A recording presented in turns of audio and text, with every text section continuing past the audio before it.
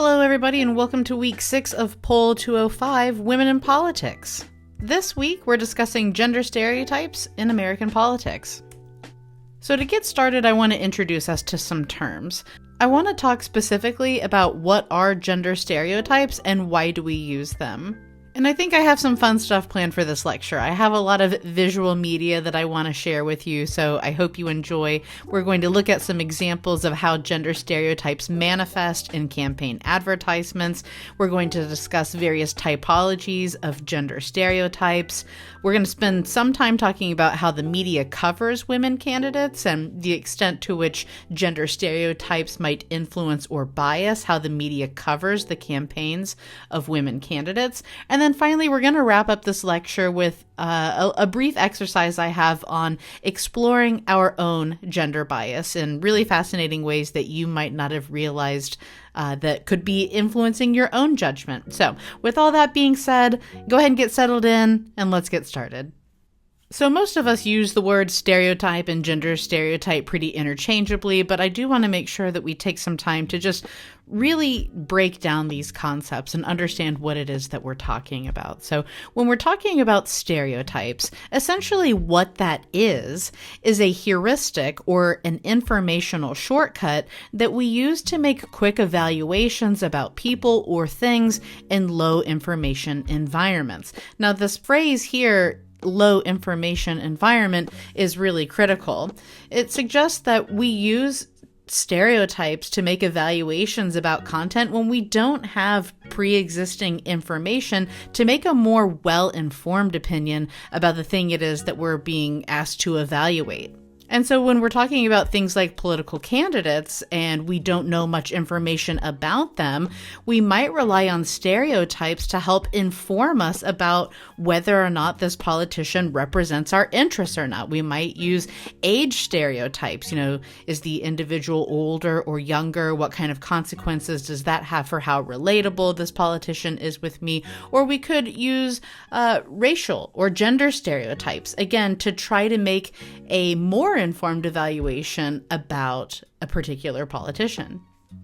And of course, as you are probably very familiar with, another key aspect of stereotypes is that they are widely held and oversimplified views about particular types of groups or people, which are generally rooted in historic discrimination and bias. Gender stereotypes, on the other hand, again, pretty self-explanatory, quick evaluations made about people that rely on cultural or social gender expectations. So gender stereotypes obviously vary based upon the society or culture that we're operating in. And again, these are generalized views about the particular attributes, strengths, and character of the sexes. And a lot of times when we're talking about gender stereotypes, the conversation falls into whether, a certain behavior is either feminine or masculine. But I wanted to make sure that we understand the degree of nuance associated with gender stereotypes. There are gender stereotypes pertaining to appearance and what is culturally or socially acceptable, for men or women to wear, how to dress, how to present themselves, things like that. There are gender stereotypes with respect to our belief structures, right? We often stereotype people based upon their gender about what it is they might believe in. This is particularly apparent in the space of politics, right?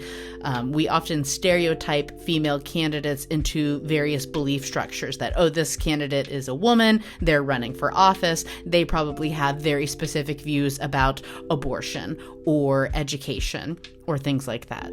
Emotional acuity is another major component of stereotype belief structures. So for instance, there's lots of stereotypes that women are more in tune with their emotions, or they're more easily overtaken by various emotional states, whereas men can be more analytical and less susceptible to being ruled by or guided by their emotions. We can talk about gender stereotypes pertaining to our roles, right? Our roles in the family, our roles in society, our roles in the workplace. We have traditional stereotypes in our culture about what the appropriate role is for men versus women in our society. And then we can talk about traits. So this is generally when people talk about gender stereotypes and the different ways that they manifest, most of the time people are referring to specific traits. Things like women being more likely to be kind or patient or more sociable, more gossipy, more frivolous, things of that nature. Whereas when we talk about traits associated with men, we often think about things like men being strong, determined, stable, tough, rational, logical, all of those different masculinized and feminized traits associated with gender. And in political science, we spend a lot of time talking about the different ways that gender stereotypes manifest in American politics. We talk about how voters might rely on gender stereotypes when they're trying to make evaluations of candidates and decide who they want to vote for. And we also look at gender stereotype through the lens of candidates. To what degree do candidates rely on gender or lean into various stereotypes about their gender when trying to appear more electable to the public? And perhaps there's no greater insight of how candidates choose to strategically market themselves to voters than looking at the content of their campaign advertisements. And so this is where I want to introduce our first stop and think. We're going to watch a couple campaign advertisements. I'm really excited to hear your reaction to these in the discussion boards this week. But let's start and think first, what makes a politician a good candidate for office? So I want you to sit and think about the various traits or beliefs that you think politicians should possess. So in your opinion, what are the qualifications or criteria that individuals should possess if they want your vote? Now we're going to watch 6 30-second political advertisements. Each of these advertisements appeal to a different type of gender stereotype that you will almost certainly pick up on as you are watching these advertisements. And in doing so, I want you to think about which one of these messaging strategies do you think was most effective? And furthermore, which one of these candidates do you think did the best job of conveying their qualifications for office? So go ahead and pause the video here, write down your responses to these questions here, and when you hit play, we will jump right into the advertisements I have selected for you.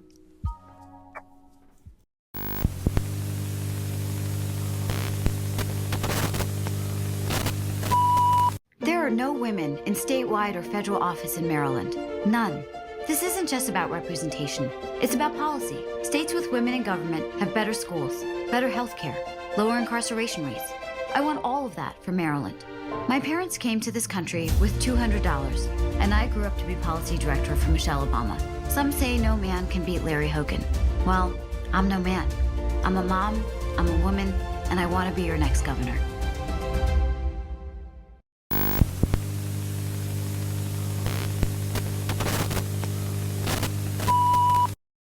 I'm Martha McSally. At 12, I lost my dad.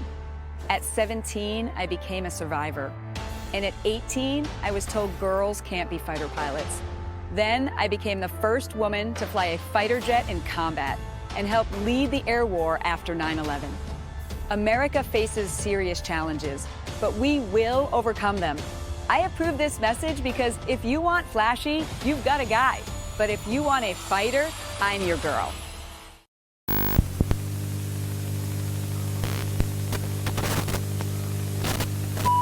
Man, I'm sick of those D.C. politicians. Me too.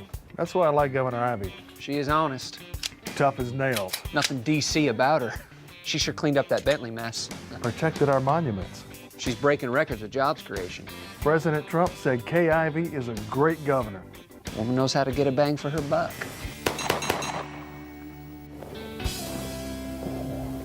Straight shooter, that Kay Ivey. Yeah, put your aim to shame. Yeah, look who's talking.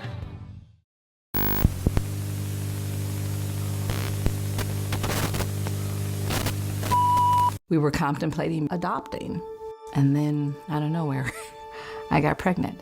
Jordan was so much fun as a child, and then... Oh my God, somebody's shooting! 3 of those rounds he aimed at Jordan. Jordan didn't deserve to die that way. When my son was murdered, I vowed to make a difference. I'm a mom who flew with Delta for 30 years. I will fight to protect women's health care and middle-class tax cuts. I'm Lucy McBath. and I approve this message.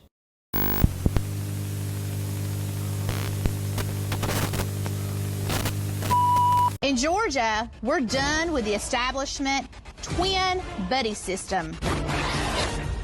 I'm Candace Taylor. I'm a mother, a wife, and a public school educator. And I am so sick and tired of people who bend their knee and are bought off. And that's why I'm running, to give you a voice. I believe in Jesus, guns, and babies. And I believe in putting the Constitution first. Our government is of, for, and by the people. I'm going to tear down the establishment crooks in Atlanta. Vote May 24th, Candace Taylor. I'm the one you've been waiting for.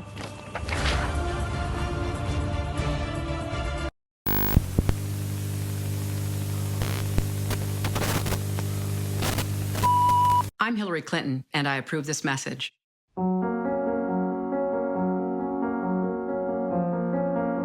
I'd look her right in that fat, ugly face of hers. She's a slob. She ate like a pig. A person who's flat-chested is very hard to be a 10. Does she have a good body? No. Does she have a fat? Absolutely. So you treat women with respect? I can't say that either. All right, good.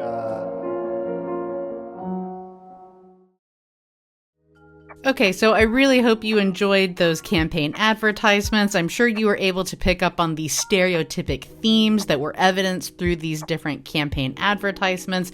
We began with Krish Vignaraj's ad, very much playing into the feminine, motherly stereotype, followed by a much more masculine advertisement from Martha McSally, who highlighted her career in the armed forces as a fighter pilot.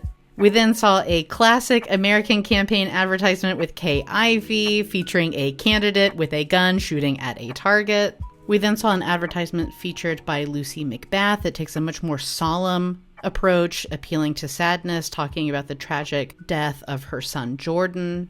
Then for a bit of comic relief, though I'm not sure that was the intended reaction, we see Candace Taylor's advertisement for governor, in which she talks about standing for Jesus, guns, babies, and rooting out corruption in her district. And then we ended with one of the most iconic advertisements from the Hillary Clinton campaign, Mirrors, in which she really appeals to fear and sadness and does so through attacking her opponent, Donald Trump. One really intriguing aspect of the Clinton campaign, which in my opinion, explains a lot about why she did not win that election, is that when we look at the content of her advertisement, she almost exclusively attacked Donald Trump and his character. There are very few advertisements in which Hillary Clinton methodically lays out a plan of what her agenda is and the policies she plans to enact if elected.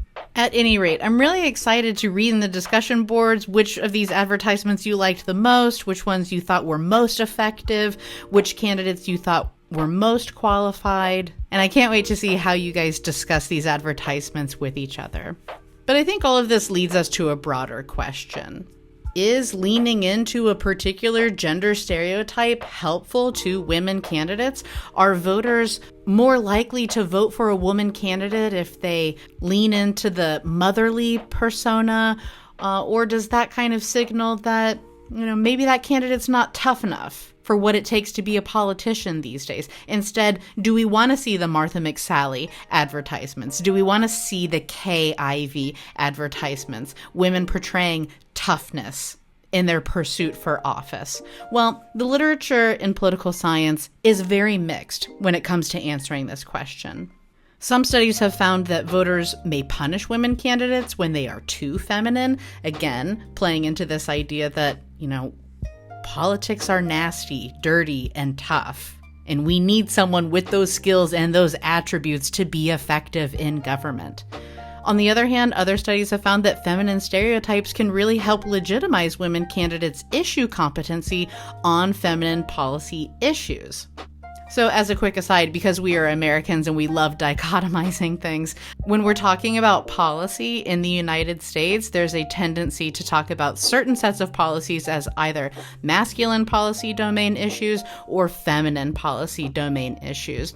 So when we're talking about things like crime, punishment, national security, terrorism, these are often construed as very masculine policy areas because they involve toughness. They involve aggression and things of that nature. Again, these masculine stereotypic traits. On the other hand, there are other policies like education, healthcare, childcare, redistributive benefits like unemployment, food stamps. Policies that involve caregiving, nurturing, and taking care of people. These are often referred to as feminine policy domain issues. And there are so many interesting studies that show that just by virtue of being either male or female and knowing nothing else about candidates, voters overwhelmingly tend to think that male candidates are more competent in masculine policy domain areas, whereas women are more competent in feminine policy domain areas. In other words, we think that women, just by virtue of being women, are better at legislating on things like education and healthcare because they're women and they have to take care of things and nurture things. And just by virtue of being male, we think that male candidates are inherently better at legislating and acting on matters of national security and crime. And finally, there's a third camp in this literature that says that basically none of this matters, that the emphasis or perception of masculine or feminine qualities has virtually no impact on candidate electability, especially when we control for political contexts in which voters have more information about candidates besides their gender, such as partisanship, that those things are much more likely to influence whether or not we want to vote for a candidate or not. So yes, we might have gender stereotypes. We might stereotype certain candidates to possess certain stereotypic gender traits, but ultimately it comes down to more important matters, like whether the candidate is a Republican or a Democrat, that ultimately have the most influence on who voters decide to cast their vote for.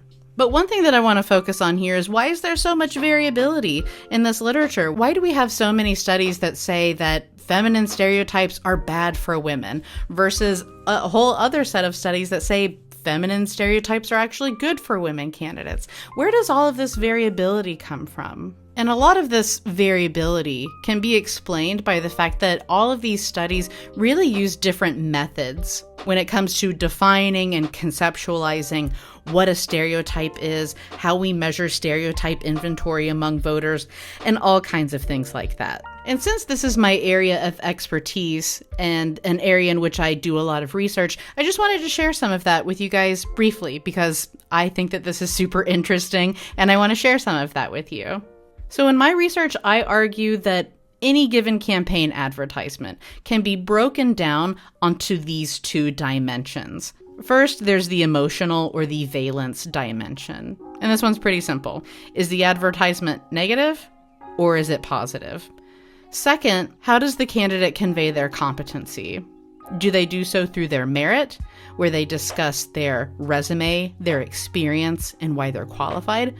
Or do they try to convince voters that they're qualified because they have the right values, because they share the same beliefs and traditions with their voters? And based upon whether the candidate chooses to attack their opponent, whether they want to use a contrast advertisement, or they just want to talk about themselves in a classic promotional ad, we see predictable stereotype themes emerge on these dimensions. And don't worry, you're not going to be tested on my research. I just want to share this with you briefly. I know that this is complicated. But essentially what I'm arguing here is that if we as voters really like it when female candidates lean into the happy, positive mom vibes in their campaign advertisements, then we should expect that women who use campaign advertisements in this general region should be really, really successful. That when voters are exposed to these type of advertisements, they should feel really positively about those candidates. Alternatively, if feminine stereotypes are bad for women candidates and they shouldn't emphasize those traits when they run for office,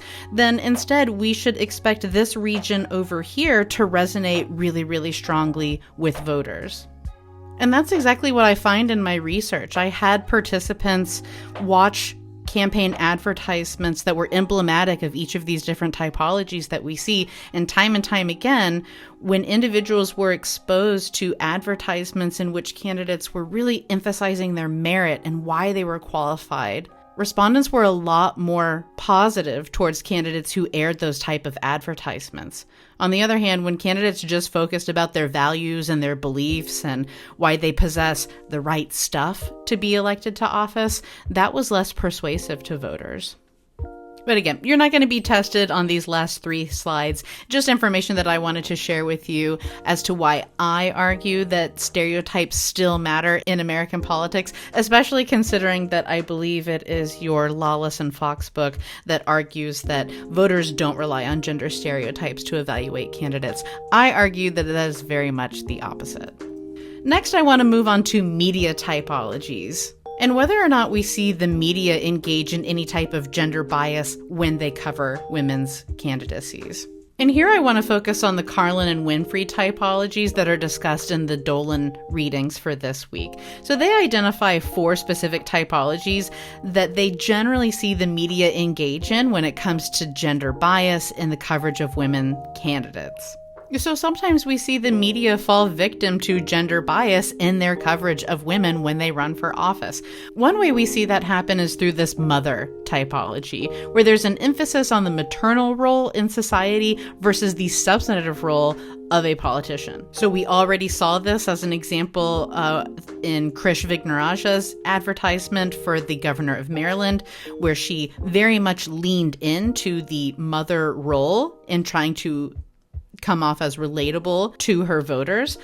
This image here we have on the left is Kelda Roys, who was a candidate who ran for governor in the state of Wisconsin a few years ago, who did the same thing. So these 2 women are really notable in particular because they are the only women in American politics to have ever featured themselves breastfeeding their newborn babies in their debut campaign advertisements. Now, what's really intriguing about this mother typology is that essentially what we're talking about is parenthood, right? And I think that it's perfectly reasonable for any voter to ask a politician, how are you going to be able to balance your role as a parent of a newborn baby and also a responsive politician who's going to do their very best representing me and my interests in government? And that would be perfectly acceptable if we saw the media cover both the candidacies of men and women in this way, but we don't. When new mothers run for office, they are disproportionately much more likely to be asked questions about how they're going to balance all of the responsibilities of motherhood and pursuing their career. However, when new fathers run for office, very rarely, if ever, does the media ask these candidates how they'll balance their personal and professional lives. The pet is another common typology that you will see with respect to how the media covers the campaigns of women. And this generally occurs when the woman running for office has either a husband or a father that was also a prominent politician. So here we're really emphasizing a lack of agency, that really the only reason that this person has the opportunity to run for office is because they have experienced some degree of entitlement due to their relationship with a prominent politician in their life. So common stereotypes you will see manifest from the pet typology are that the candidate is fundamentally inexperienced, that they are privileged, they are unrelatable, and frankly, unqualified for office. There are many, many, many male politicians who have run for office in this country who have fathers, brothers, grandfathers, even a long dynasty of political representation in the family. But we do not see the same stereotypes levied against men when much of their family has been involved in politics as we do with women entering the political arena. And again, a lot of this has to do with the fact that women have historically not been in these spaces. So when we do see them in these spaces, people can often come up with alternative explanations that essentially delegitimize those women's pursuit for office. The seductress is another messaging strategy that the media sometimes uses that centers really on the objectification and the sexualization of women candidates. When John McCain chose Sarah Palin to be his running mate in 2008, there was news story after story after story that focused on Sarah Palin's looks, her appearance, the cost of her wardrobe, at the expense of any real substantive discussion on who she was as a politician and the issues that she stood for. We've also, in recent years, seen a troubling pattern of the sexualization of women candidates as a method of delegitimizing them as political figures. Deepfake pornography is a really troubling and concerning tactic that individuals are using to delegitimize powerful women in elective office. And again, this is a very gendered phenomenon. We do not see this type of attack occurring against men as frequently as we see it occurring against women. And again, that's because if we can violate the expectations of purity and femininity and fragility associated with women, then we can delegitimize their careers as politicians. But on a more positive note, there have been some studies that have shown that there are some perks to being pretty, which I have to cover this to make myself feel better about the reality that we live in. So there have been some really interesting studies that will show participants in an experimental study, a picture of a really attractive man and woman versus, an average mediocre man and woman. And they'll give them some generic description of what these candidates stand for. And they'll say, which one do you think you're most likely to vote for? And interestingly, voters are more likely to support the candidate who they find to be more sexually attractive.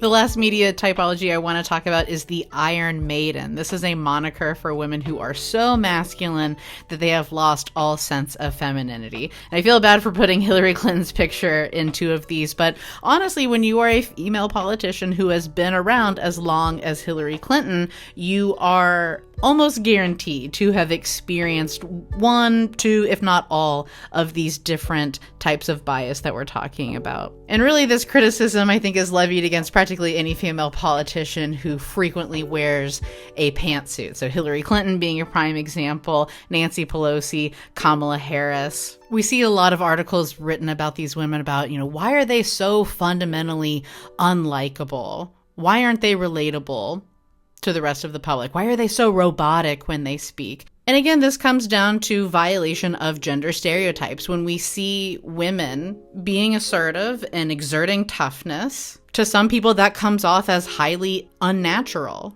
It almost seems like a facade or a performance. Because in our society, gender stereotypes lead us to believe that every woman should have a Disney princess voice.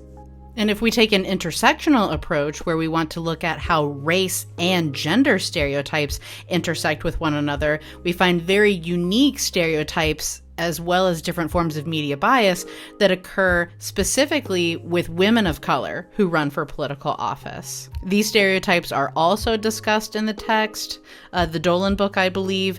When women of color run for office, the news media can kind of cover their campaign through this mammy typology that, these candidates, they're maternal, they're nurturing, they're good caregivers. They are content with discriminatory environments. They take pride in these crushing workloads, which is very emblematic of the image of Black women during the antebellum era. There's the Jezebel typology that emphasizes sexual promiscuity and poor judgment. The Sapphire that plays into the angry Black woman stereotype that these women are domineering, they are unfeminine, they are unlikable. And I love Michelle Obama's statement here that the angry Black woman label is rooted in fear, because that's precisely what stereotypes are a function of. There is an inextricable link between emotions and our willingness to engage in stereotypical thinking. And I think this graph does such an excellent job of illustrating how certain stereotypes manifest in our society. This is a research study from social psychologists Fisk, Cuddy, and Glick in 2007 that illustrates that all stereotypes really boil down to these two dimensions: how warm we feel towards particular groups and how competent we believe those groups to be.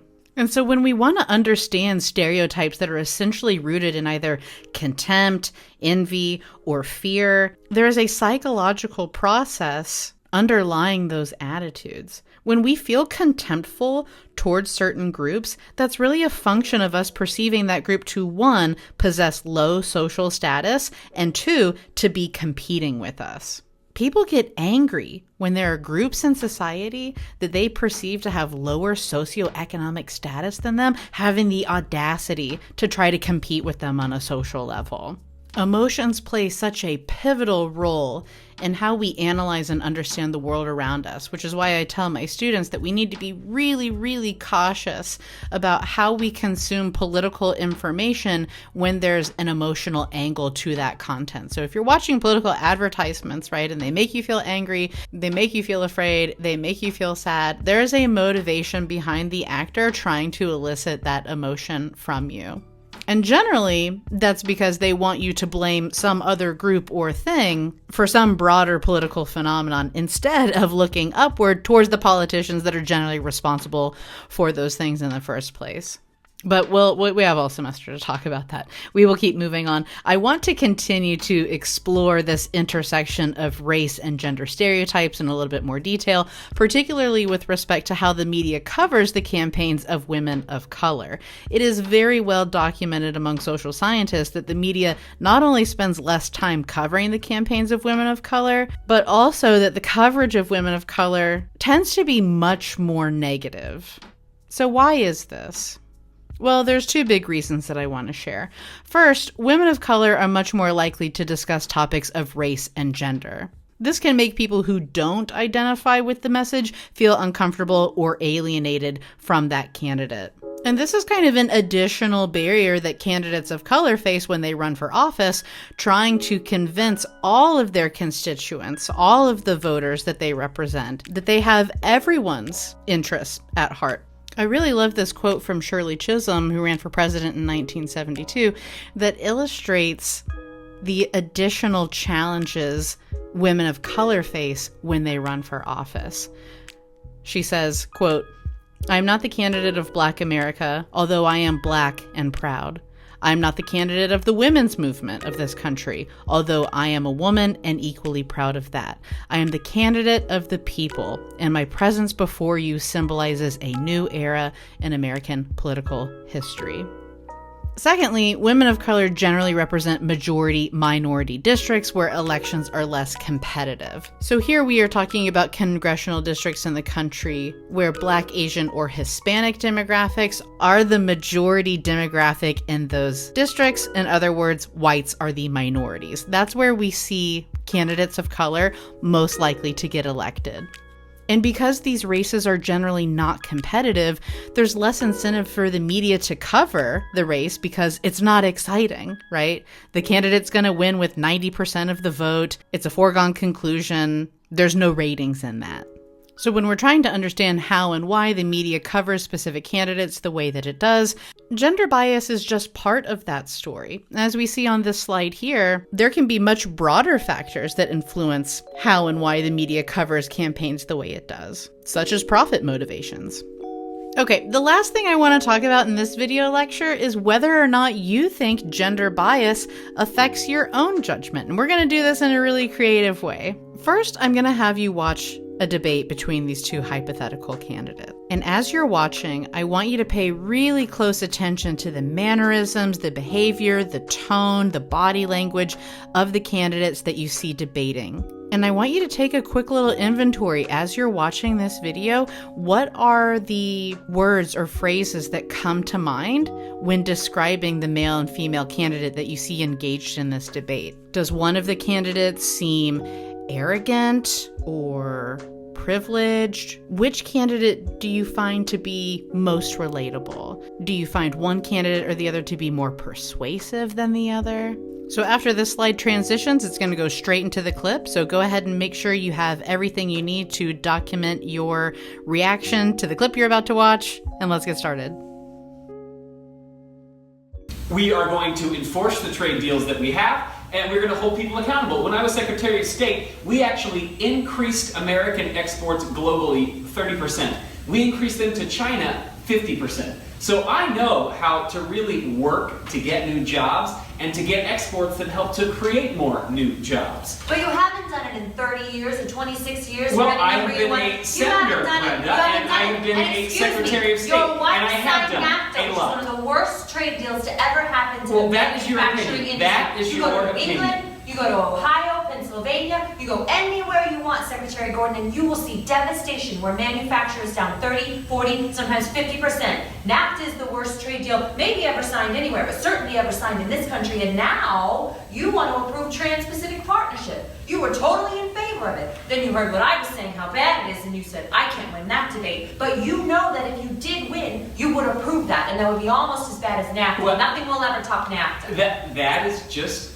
not accurate. I was against it once it was finally negotiated and the terms were laid out. I wrote about that. You called it the gold standard. I wrote about. Well, I called it the gold standard of trade. And you know what? You said it's the finest deal you've ever seen. No. Then you heard what I was saying, and all of a sudden you were against it. Well, I know you live in your own reality, Brenda, but that is not the facts. The facts are, I did say I hoped it would be a good deal, but when it was negotiated, which I was not responsible for, I concluded it wasn't. I wrote about that in my book. So is it President Obama's fault? Is it President Obama's fault? Look, there are different... Secretary, is it President Obama's fault? Because he's pushing it. There are different views about what's good for our country, our economy, our leadership in the world. That's why we have to look at how we can get the economy going again. That's why I said new jobs with rising incomes, investments, not in more tax cuts that would add $5 trillion to the debt, but in you have no plan. Oh, I do. Secretary, in fact, you have no I have plan. written a book about it. It's called Stronger Together. You can pick it up tomorrow at a bookstore or an airport near you. Okay, I hope you found that clip very interesting. Can't wait to hear which candidate you thought did a better job debating. Maybe you're catching on to what we're doing here. But now we're going to watch another clip. And it's going to be really similar to the one that we just watched. And here, I want you to really document if your attitudes or opinions have changed in any significant way. So bear with me for the surprise. We're about to start our new clip right now. We're going to enforce the trade deals we have, and we're going to hold people accountable. When I was Secretary of State, we actually increased American exports globally 30%. We increased them to China 50%. So I know how to really work to get new jobs and to get exports that help to create more new jobs. Well, you haven't done it in 30 years or 26 years. Well, any number you I've want been to a do. senator, You Donald, haven't done it. And you haven't I done have it. been a And Secretary of State, and I have Your done husband signed a lot. NAFTA, which was one of the worst things that ever happened to the that's your manufacturing opinion. industry. That is your You go to New England, you go to Ohio, Pennsylvania, you go anywhere you want, Secretary Clinton, and you will see devastation where manufacturing is down 30, 40, sometimes 50%. NAFTA is the worst trade deal maybe ever signed anywhere, but certainly ever signed in this country. And now you want to approve Trans-Pacific Partnership. You were totally in favor of it. Then you heard what I was saying, how bad it is, and you said, I can't win that debate. But you know that if you did win, you would approve that, and that will be almost as bad as NAFTA. Nothing will ever top NAFTA. That is just not accurate. I was against it once it was finally negotiated and the terms were laid out. I wrote about that in... You called it the gold standard. I hope... You called it the gold standard of trade deals. You said it's the finest deal you've ever seen. No. And then you heard what I said about it, and all of a sudden you were against it. Well, Donald, I know you live in your own reality, but that is not the facts. The facts are, I did say I hoped it would be a good deal, but when it was negotiated, which I was not responsible for, I concluded it wasn't. I wrote about that. So is it President Obama's fault? Is it President Obama's fault? Even announced. Look, there are Secretary, is it President Obama's fault? There are because he's pushing it. There are different views about what's good for our country, our economy, and our leadership in the world. And I think it's important to look at what we need to do to get the economy going again. That's why I said new jobs with rising incomes, investments, not in more tax cuts that would add $5 trillion to the debt. But you have no plan. Oh, I do. Secretary, in fact, you have no plan. A book about it. It's called Stronger Together. You can pick it up tomorrow. That's about all you at the bookstore or at an airport near you. So as you can see, what we've done here is a gender swap of this really pivotal debate between Hillary Clinton and Donald Trump in the 2016 race for the presidency. What's really interesting about this kind of thought exercise that we've just done here is that when individuals watched the gender swap version of this debate, where the female actress was portraying Donald Trump and the male actor was portraying Hillary Clinton, people had wildly different reactions to the gender swap debate than they did the real debate between Hillary Clinton and Donald Trump. So individuals who watched the gender swap debate found that the male candidate was arrogant, passive-aggressive, came off as entitled, and really unlikable. On the other hand, people really liked the female version of Trump in this performance debate. And what the producers of this production were trying to emphasize is that leading up to the 2016 race, people had already formed really, really strong opinions about whether they liked Donald Trump or hated him, or whether they liked Hillary Clinton or hated her.